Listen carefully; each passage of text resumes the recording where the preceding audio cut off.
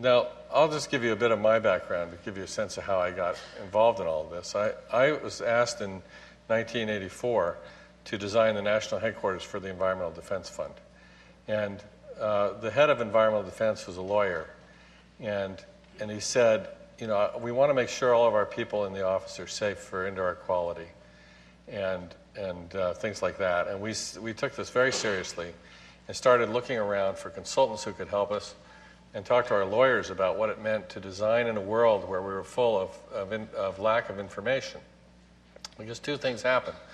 One is we went looking for information and we couldn't find any. The state-of-the-art indoor air quality in 1984, just for your information, was a consulting company that was primarily funded by the R.J. Reynolds Tobacco Company and was apparently doing research to show why there was no danger from secondhand smoke in the workplace. That was the state-of-the-art at the time. And so we went back to EDF and said, let's get on with this project because there's no information out there. And we started calling manufacturers and saying, what's in your products? What do they off-gas and things like that? And the typical answer we got was, it's proprietary, it's legal, please go away. And we've been at this now for 20 some odd years, and we're still asking the same questions, and we still get sometimes the same answer. But when we look at these issues, they become more and more central to the public experience. So here in 2000, on the cover of Business Week, but look at the language that's being used here. Is your office killing you? The danger, sick, things like that. We're trying not to cause a shrill response. We're trying to look at this very gimlet-eyed and focus on the redesign of things to be safe and healthy. That's the purpose of all of this. Because what we found is that most people don't know what they're making. Some of them will send you letters like this one we got, where it says, we assure you we do not know all the components or formulations that comprise the systems we buy. This is true. The system of production in the world today is fraught with unknowing activity. That there are people making things left and right where we don't know what's in them. We ask manufacturers every day, what's in your product? And their answers are either, we don't want to deal with this, or it just comes from our supplier. Why don't you talk to them? And then we talk to their supplier, and they get their resins from another company, and they say, well, it comes from them. It's a resin. This is what we use. And we don't know what's in it. We just know it works. And so there's a whole protocol ready to be worked on where we can optimize design by design. And it's important because if you look at buildings in California, look at this. You can walk into a building in California and be greeted by the following message. The state of California requires that we warn you that the property contains chemicals known to the state of California to cause cancer and birth defects or other reproductive harm. These chemicals may be contained in emissions and fumes from building materials, products, and materials used to maintain the property, and so on and so on. Isn't that amazing? And we walk by these signs every day. And so what we see is that the first information we get are that things are not necessarily good out there, and that we're warned. And that becomes the first act of the guardian, is to warn. What we need is new design because the warnings are really quite serious. Look at this warning that appeared in the New York Times. This was on the cover of, I think, the business section of the New York Times, this picture from the Basel Action Network, of what's happening with electronics that are going to China. This monitor apparently came from a hospital in Los Angeles. And so here we are taking care of people's health on one side of the ocean. On the other side of the ocean, this woman is about to expose herself to toxic materials in abundance. And this is our present design.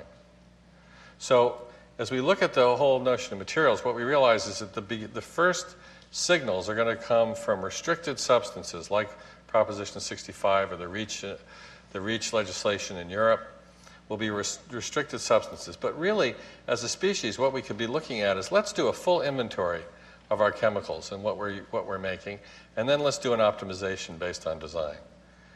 And so we've developed a protocol that allows us first to do inventory, and one of the first products we did was a textile in Switzerland, where we looked at 8,000 chemicals in the fabric industry, And using these intellectual filters I'm about to show you, eliminated 7,962. And we're left with 38 chemicals, which we used to develop the fabric, because that came out of our assessment. And this is our criteria for our assessment. No more cancer, disruption of our endocrine systems, genetic mutations, reproductive toxicity, or birth defects. Sensitizations and toxicities are additional criteria. Here they are in English: cancer, hormonal mimicking, chromosome mutations, and so on. So these are the first criteria that we look at. The next criteria are ecological health criteria. And so we want to look at environmental health of the product and its manufacturing. We want to see if it's toxic to vertebrates, to invertebrates, and to plants in water. Does it bioaccumulate? Does it biodegrade? Is it persistent? Does it have heavy metals and things like that?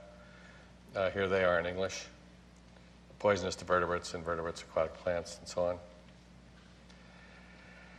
And then we want to know how things are made and where they come from and where they go. And so we've developed a supply chain tool that can look at materials and where they come from, how much energy is involved, how far they have to travel, do they involve testing of various kinds, do they affect the climate, stuff like that.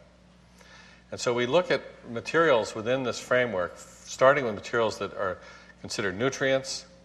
We then look at products and how they're recycled, and then we design and work with systems that recover and recycle these nutrients. And so we give certifications now on products based on these criteria, as well as energy going toward renewables, water going to drinkable, and social responsibility being practiced by the enterprise. And we rate materials relative to each other and these absolute criteria based on green, little or no hazard, through to red, which is high hazard. And we've developed a database now with thousands of chemicals, so we can look at this is, for example, formaldehyde, and we can profile it based on these criteria. So you'll notice that it's carcinogenic, it has mutation possibilities, reproductive toxin, acute toxicities, irritation of membranes, things like that. So these products can be assessed, and then we can work with them in the formulation of both chemicals that are developed using these substances. We can also look at whole systems and how they take that chemical or that substance and use it within a whole system, and whether it gets released or not. Because you see, these materials don't know whether they're good or bad. You look at cadmium, and you can't talk to cadmium and say, are you a good or a bad? Right? Cadmium is a heavy metal. It's highly problematic, and exposed to people in the environment, it's a heavy metal. It's not a good thing.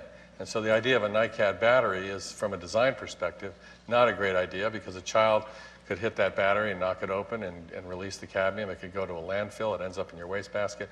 This is a bad use of cadmium.